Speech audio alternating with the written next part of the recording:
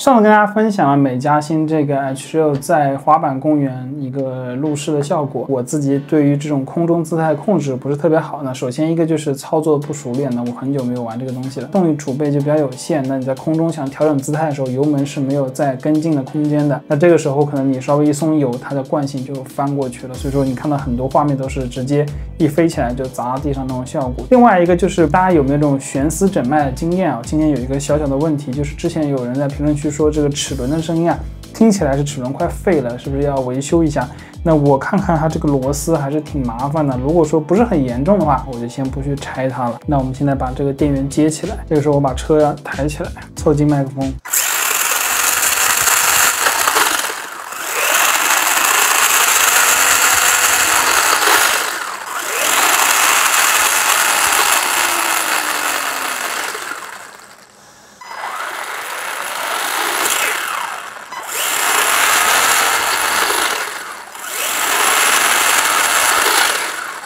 另外就是之前和大家来分享这个顽皮龙，我一直是终于收到了一些改件，那跟大家分享一下我的那个改件都买了哪些东西。那先给大家来看一下我用的这个工具箱，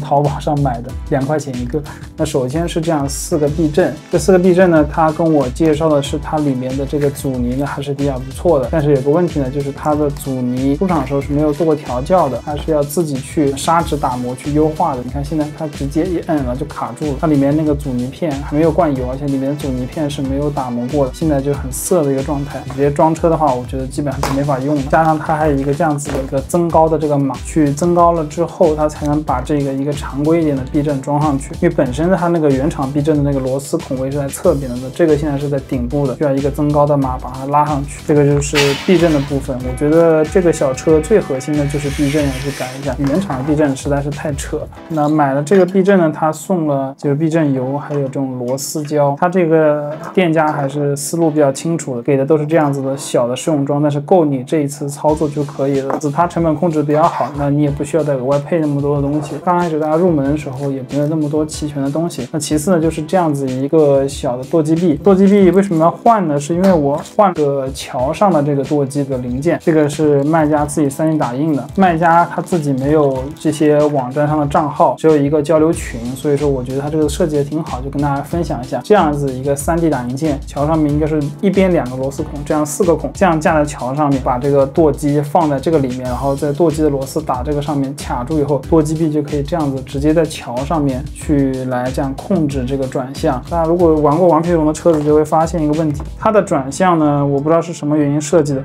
一般车子也都是拉杆和这个避震是分开的，但是结果就是